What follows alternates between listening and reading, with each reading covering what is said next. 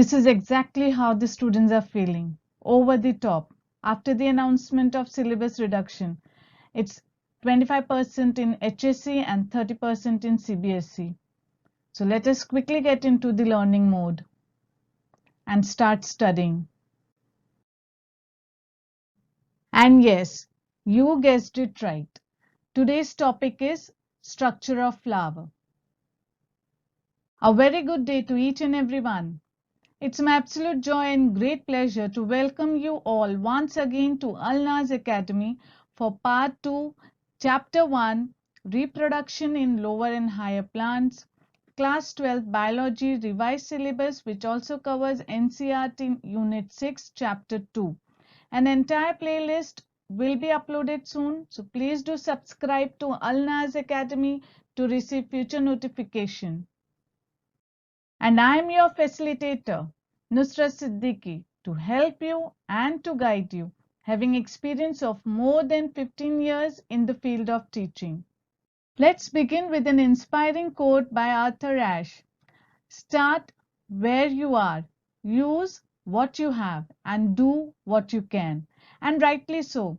We should not stop, come what may, be it lockdown or pandemic. The good work must go on. So start with what we have and wherever we are and do the best we can do.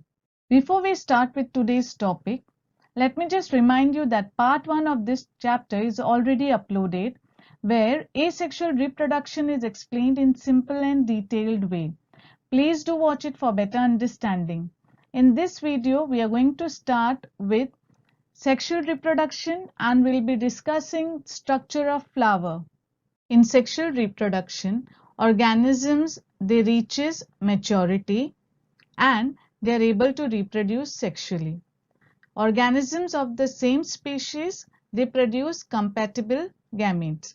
Okay, so same species means male and female. So male will produce male gamete and female will produce female gamete. So their gametes will undergo fusion and this process is called as sexual reproduction. Sexual reproduction is very useful when we are talking about or due to sexual reproduction it leads to variations in the species. It is also useful in the survival of the species and evolution of the species over the period of time. So we have just discussed organisms when they reaches maturity they are able to reproduce sexually. The fusion of two compatible gametes results in sexual reproduction and it leads to variations which is useful from the point of view of survival as well as evolution of the species over the period of time. In sexual reproduction, the male species and the female species, these two species, they undergo meiosis cell division which results in the formation of haploid cell. So what happens in meiosis?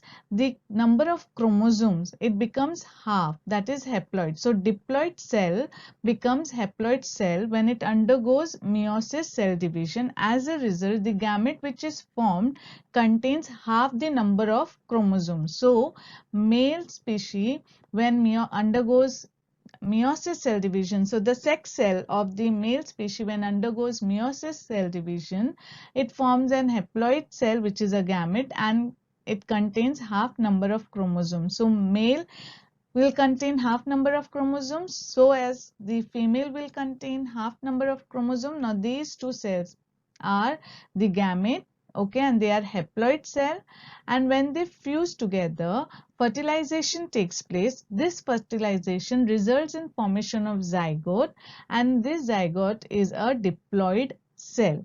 Okay, now this zygote will undergo cell division and this zygote when it undergoes cell division result in the process of embryogenesis.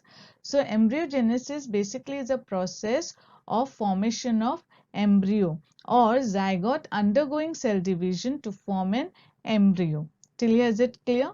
Sexual reproduction is characterized by fusion of male and female gametes which results in fertilization.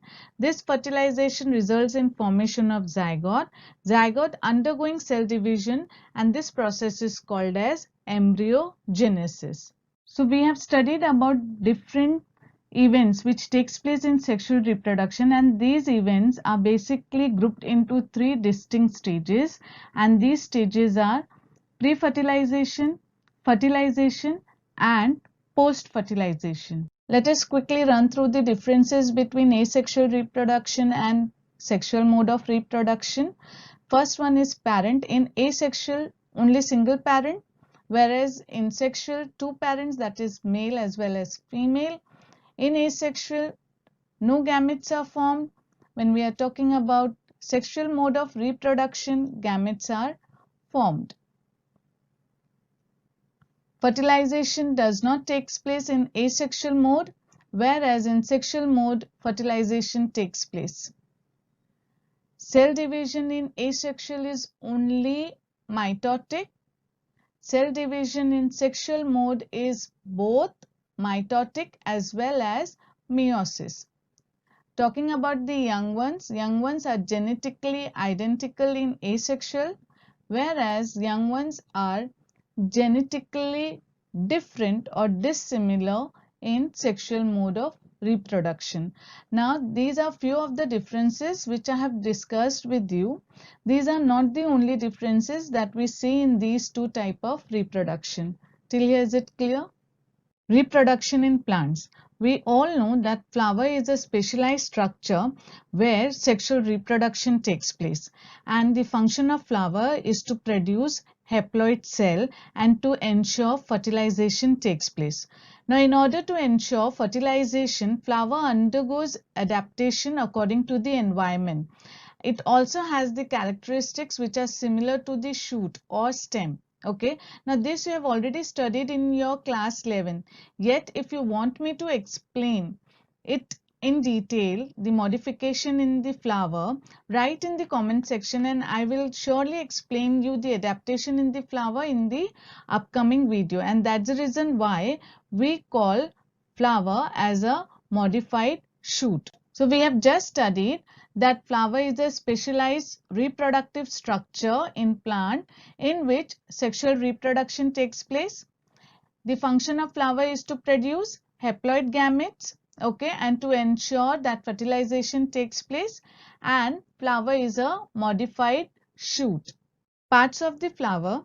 A typical flower consists of pedicel, we also call it as stalk, thalamus, where the parts of the flower are attached, calyx, corolla, androecium and gynoecium. Functions of calyx and corolla. Calyx is also called as sepals. It covers and protects all other parts of the flower within a bud. Corolla is known as petals. It protects androecium and gynoecium of flower. And in some flower, the corolla is colorful and it attracts insects and it helps in pollination. Okay, corolla means color. All right. Next function of androecium and gynoecium. So androecium, we also call it as stamen. It's a male reproductive organ of the flower and it produces and stores pollen grain. The next one is gynoecium. You call it as gynoecium or pistil or carpel, it's one and the same. It is the female reproductive organ of a flower. It has ovary which gets transformed into fruit after fertilization, that is post fertilization, and the ovules which are within the ovary gets modified into seed. We have just discussed that the male reproductive part of the flower is androecium, and androecium is also called as stamen. Stamen comprises of filament, connective and anther. So this is how the structure of androecium looks like. So this is the connective, anther and filament which is attached to the thalamus. Okay. We all know that the female part of the flower is gynoecium. You call it as pistil or carpel. A typical carpel has got three parts, okay, that is ovary, style and stigma. So over here in this particular image, this is the structure of gynoecium consisting of stigma, style and ovary which is attached to the thalamus, okay. I have given the link of this activity in the description box. Download the PDF copy and label the parts of the flower. Okay. In the next video, we are going to discuss the structure of anther in detail. That's all for today.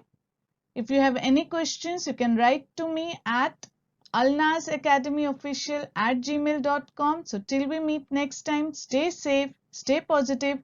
Do like, subscribe and share this video with your friends. Take care. Bye-bye. Thank you and happy learning.